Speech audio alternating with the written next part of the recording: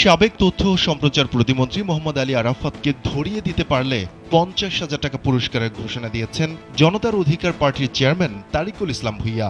বুধবার এক সংবাদ সম্মেলনে তিনি এই ঘোষণা দেন। আরাফাতকে যে সন্ধান বা ধরিয়ে দিতে পারবেন, আইন শৃঙ্খলা বাহিনীর হাতে তুলে দিতে পারবেন, আমি ৫০,০০০ টাকা তাদেরকে পুরস্কার দেব।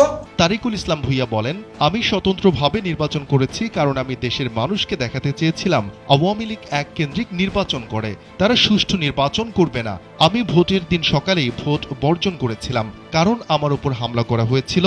আমি তাৎক্ষণিক গণমাধ্যমের সামনে আমার ভোট প্রত্যাহারের ঘোষণা করে দেই।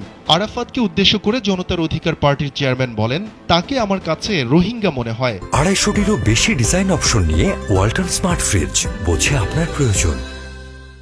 তার আচার আচরণ চলাফেরা একেবারে গুন্ডা স্টাইল। তার মতো একজন মানুষকে মন্ত্রী বানানো হয়েছে, তাও আবার তথ্য প্রতিমন্ত্রী। তরিকুল ইসলাম ভূঁইয়া আরো বলেন, নির্বাচন করতে আমার যে খরচ হয়েছে এই ক্ষতিপূরণের জন্য আরাফাত এবং প্রধান নির্বাচন কমিশনারের বিরুদ্ধে ৭২ ঘন্টার মধ্যে আইনগত ব্যবস্থা নেব।